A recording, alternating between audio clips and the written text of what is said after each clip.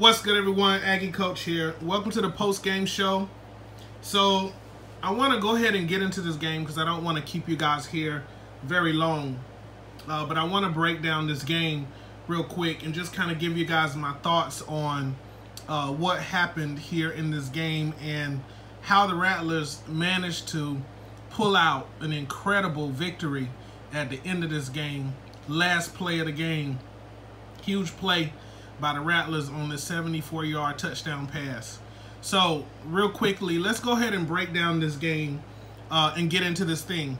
So, the first thing coming into this game, I'll be honest with you guys, man. Coming into this game, I really thought that the Bulldogs was going to rout the Rattlers very easily, simply because just looking on paper, it just looked like, you know, on paper, it looked like the Bulldogs was the stronger team. But, you know, some of the things that has happened in the last 4 years, this is season 4, new teams coming into the conference, new teams tend to struggle. New teams, they tend to struggle. The more seasoned teams, they tend to play a lot better. Maybe it's because I'm playing the games, I'm more familiar with that team. Maybe it gives them an edge. I'll have to admit that the Bulldogs team is a new team here in Season 4. This was the first time that I've ever played with the Bulldogs. So spending time and kind of getting familiar with the team and learning what the team's strengths and weaknesses are, figuring out who the stars are. I'm sure you noticed over the course of the game, the Bulldogs, I played all 4 of their running backs in this game. Just kind of trying to get a feel for the team and trying to figure out who's good at what, right? I didn't do a combine with the Bulldogs like we did with Florida A&M. We didn't do a combine like most of the Season 1, Season 2 teams have gone through a college combine. So over the course of the combine, working out with individual players, you know, over the course of 2 months, you get an intimate knowledge of those players. Like, you know, I know what players are good in what situation. And 9 times out of 10, I mean, there really is no way to know what's going to happen. But 9 times out of 10, I feel like if I put one of FAM's receivers in a position on the slot, for example, putting Scott Johnson on the slot is money. Now, this isn't just in the Georgia game, but this is in every game so far that the Rattlers have played in.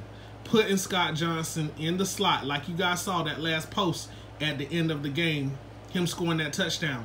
He did it against UCA last season, against Central Arkansas. He did it against San Antonio. He did it against Michigan. He did it against the Aggies.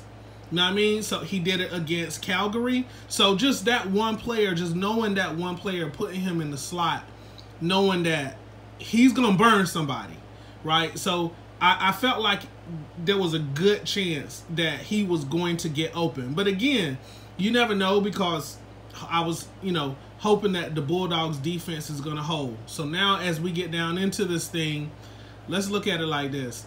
The Bulldogs shot themselves in the foot early in the game in that with this one underlining stat. They gave up over 400 yards defensively, over 200 yards passing, over 200 yards rushing. And here's the thing. I don't know if you guys have been following the Fat8 conference, if you've been following the FAMU game, if you go back and watch FAMU's game, they're not a strong rushing team. FAMU in Season 3 and Season 2, they was not averaging 100+ yards rushing. Like, they wasn't getting that kind of rushing yards against the Aggies. They wasn't getting that kind of rushing yards against Calgary. They didn't get that kind of rushing yards against UCA. So for them to come into this game against the Bulldogs and for the Bulldogs to give up 212 yards rushing to Dimitri Henry is just crazy. So that right there let me know, like, when the Bulldogs could not stop FAM running the ball. And I'm telling y'all, man, this team, this Florida A&M team is designed to air it out. That's what they're good at. They're designed to throw the ball. And if you can't stop them in the air like what I think happened in this particular game, the Bulldogs were spread out so much. They had no answer to the 5 wide receiver set that FAM brings.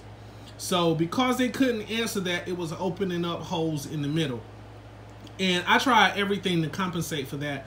Everything from shifting to the 44 to try to put more guys in the box to slow Demetric Henry down. They couldn't slow him down. FAM's offensive line was standing strong, blowing these guys off the ball. You know, when they pushing you 4 yards back off the line of scrimmage, you know, Demetric Henry is just running crazy. So, offensive player of the game is going to go to the senior Florida A&M running back, Demetric Henry, with 226 yards rushing on the ground. Passing, we don't have enough. You know, they just didn't have that many receivers that got the yards to become the offensive player, although Florida A&M did get over 232 yards passing. Guess what? Demetric Henry caught one of those passes too for 80 yards, right? So this game was Demetric Henry, Demetric Henry, Demetric Henry. This guy right here, he just had an incredible game. An incredible game. Absolutely. He just destroyed this Bulldog team. The other thing I got to give it up to is Florida A&M's offensive line. They dominated the line of scrimmage. They dominated the box. And the Bulldogs they just did not have an answer for it. And I tried a lot of things, like, you know, with this team. I tried the 34. The 34 didn't work. I tried 34 with cover 2. That didn't work. I tried to go to a 44 to try to put more guys in the box to see if we can do that. That didn't work. I tried blitzing off of the corners.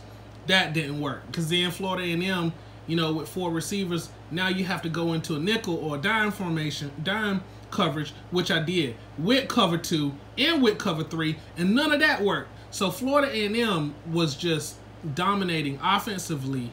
They dominated the game. When it comes down to it, the Bulldogs defense just didn't get it done. They just didn't get it done. Like, the defense didn't have any answers for what the Rattlers offense was throwing at them. They just could not stop them. I'm going to have to play around with this defense a lot over the next coming weeks because it just gets harder. Like, the Bulldogs got a tough schedule. It just gets harder. They'll mess around and not win a game this season with the kind of schedule they got, because they have a tough schedule. They got Jackson State. Jackson State, another dominating passing team. Jackson State gonna kill them. They got Notre Dame, another strong team. They got Michigan, another strong team. They got USC, the Trojans, a rushing team. Like, so the Bulldogs gonna have to get it together. Now let's flip it over.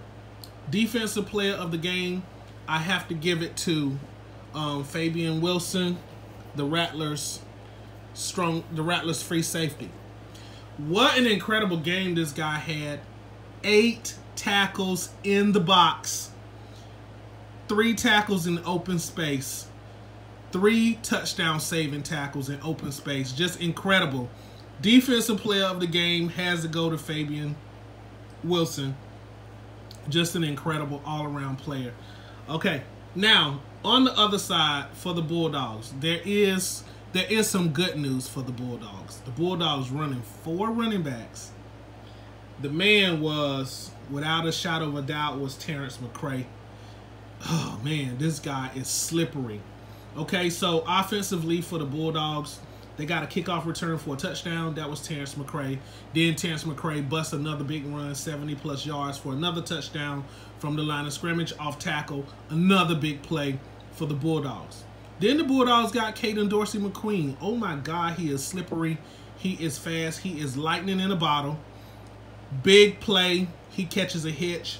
He goes 70 yards for a touchdown, right? And then on the flip side, they also have Corey Monroe, who caught the post there in the 4th quarter at the end of the game, towards the end of the game, to give them another score. So the Bulldogs was doing a lot of things. They was mixing it up. They was running the ball. They were throwing the ball. But the problem was they wasn't getting it where it counts. They wasn't getting the big plays, enough big plays. The Rattlers was crushing them at the line of scrimmage defensively and offensively. I'm going to stop it here because I'm going down into 10 minutes now. So when it comes down to it, man, this is just my post-game wrap-up. The Rattlers dominated the game, both offensively and defensively. Even though the Rattlers gave up 30 points, don't count the Bulldogs out. This is my first time playing with this team, and I'm not that familiar with them. But as I become more familiar with them, teams, even the season ones, better watch out because they're going to become a good team. Thank you guys for watching. Appreciate all of you guys' support. Thank you for tuning in, supporting the Fat8 Conference, supporting me with what I'm doing. I really appreciate it. I hope that you guys find this entertaining and a lot of fun to watch. The whole idea is for you guys to really be able to sit back and relax and have a good laugh and really be entertained and enjoy what we're doing. That's what this is all about. It is just about entertainment, guys, and fun. So I'm going to stop it here. End of the game, the Rattlers pull out a huge win here on the road. So when the Rattlers return home, they're going to have home field advantage. So stopping it here, man. Thank you guys again. I appreciate it. Peace.